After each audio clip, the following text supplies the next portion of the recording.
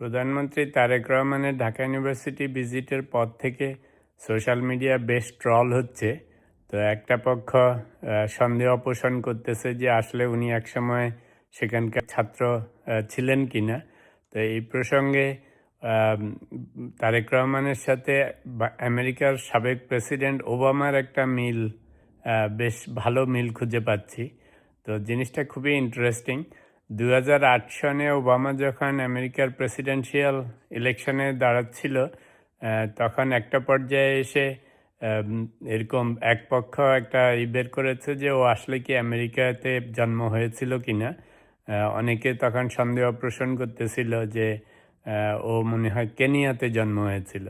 তো আসলে ওবামার জন্ম হয়েছিল আমেরিকার হাওয়াইতে। তো একসময় ওবামা বাধ্য হয়ে একটা short form birth certificate release করেছিল সেই হাওয়াই স্টেট থেকে। কিন্তু মানুষ সেটাও বিশ্বাস করে না।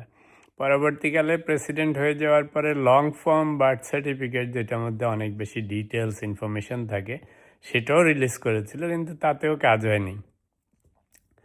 তো এখন মিল খুঁজে পাচ্ছি এটা যে তারেক রহমান ইউনিভার্সিটিতে স্টুডেন্ট ছিল কি না, সেটা এরা এখন বিশ্বাস করতে চায় না। তারেক রহমানও ইউনিভার্সিটির ডকুমেন্ট খুঁজে কিছু বের করে রিলিজ করে যে সত্যি সত্যি ভর্তি হয়েছিল, তাহলে যদি এদের মন ভরে। তবে ওবামার কাহিনী দেখে মনে হচ্ছে তাও এরা বলবে এটা ফেক নিউজ।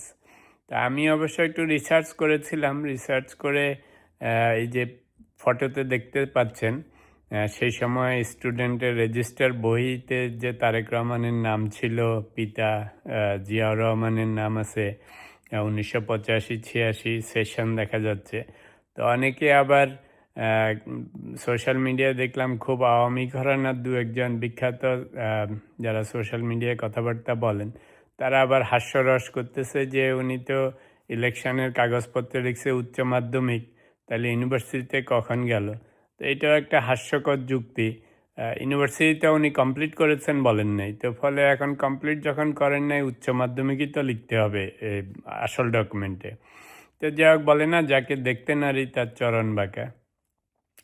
তবে আরেকটু রিসার্চ করেছি, দেখা গেছে যে আওয়ামী লীগের যে সাবেক স্পিকার ছিল ডক্টর শিরিন শারমিন, উনি আর ইন্টারিম গভর্নমেন্টের যে ডক্টর আসিফ নজরুল, দেখা যাচ্ছে যে এই দুইজনের হিসাব নিকাশ করে দেখা যায় মনে হয় এরাও 1985-86 সনের দিকে ঢাকা ইউনিভার্সিটিতে ল ডিপার্টমেন্টে ছিলেন। 100% শিওর না। তাদের আবার রেজিস্টারের কপি বাইর করতে পারিনি। তো তারেক রহমানের যেটা একটু আগে দেখলেন, তো সেটার কাহিনী হচ্ছে যে যেহেতু তারেক রহমান পলিটিশিয়ান এবং ওনার এই ঢাকা ইউনিভার্সিটির স্টুডেন্ট ছিল কিনা এটা নিয়ে অনেক গবেষণা হয়েছে আগেও। তো সেই জন্য সামহাও এগুলি লিকড হয়েছে। আর শিরিন শারমিন আর আসিফ নজরুলেরটা লিক হয়নি, মানে যে এরকম বই আকারে। তো আমি অবশ্য অনেক দিন আগে ঢাকা ইউনিভার্সিটির তখনকার দিনের কোনো এক টিচারের মুখে শুনেছিলাম যে তারেক রহমান লতে ওনার স্টুডেন্ট ছিলেন। তবে ওই ভদ্রলোক বিএনপি ঘরানার, ফলে এখন উনি এসে বললেও মানুষ বিশ্বাস করবে না, সেই ওবামার মতো। ওই যে বাংলায় বলে যে কাদম্বিনী মরিয়া প্রমাণ করিল যে সে মরে নেই, কি জানি এরকম একটা আছে। তো ওবামা সব কিছু দিয়েও প্রমাণ করতে পারেনি, তারেক রহমান সব দিয়েও প্রমাণ হবে না।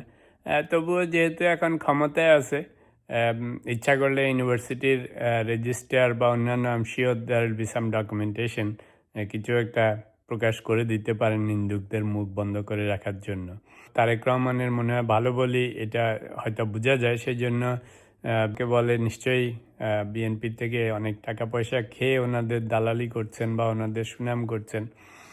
তো এতে কোনো মন খারাপ হয় না, কিন্তু দুঃখ হচ্ছে বিএনপি তো টাকা পয়সা দেয় নাই, টাকা না পেয়েই মানুষের কথা শুনতে হচ্ছে। তো বিএনপির লিডারশিপকে বলবো যে ভাই, আপনাদের কথা বলতে যে তো মানুষের গালাগালি খাচ্ছি, জলদি করে টাকা দিতে হইলে দিয়ে ফেলেন, কি বলেন? অন্তত টাকা খেয়ে যদি মানুষের কথা শুনি তাতে দুঃখ নেই।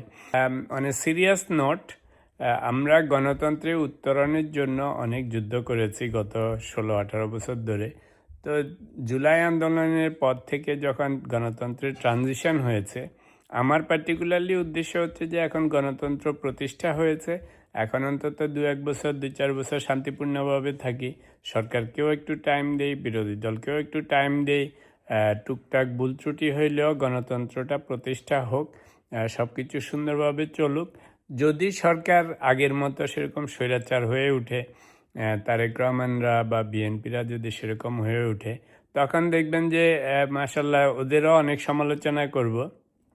তখন আবার বিএনপিওয়ালারা বলবে যে নিশ্চয় জামাতের টাকা খেয়ে এখন বিএনপির বিরুদ্ধে নেমেছে। আশা করি সেই দিন যেন না আসে, কারণ আমাদের প্রাইম মিনিস্টার সোফার ইজ ডুইং ওয়েল, অন্তত ওনার উদ্দেশ্য আদর্শ মনে হচ্ছে ভালো। সেই জন্য আপাতত ভালো বলে যাচ্ছি, দু একটা ভুল ত্রুটি হইলেও সেটার দিকে অত নজর দিচ্ছি না, কারণ বিগ পিকচার হচ্ছে আমরা চাচ্ছিলাম গণতন্ত্র ফেরত আসুক, যাতে দেশে শান্তিপূর্ণ অবস্থা বিরাজমান থাকে, সরকার দল বিরোধী দল সহ অবস্থান করতে পারে। তো এখনও মার্শাল্লাহ আপনারা সবাই শান্তিপূর্ণভাবেই আছেন। এখন ওনারা ভালো করতেছেন, এই জন্য ওনাদের সুনাম করতেছি। আপনাদের ভালো করেন, আপনাদেরও সুনাম করব।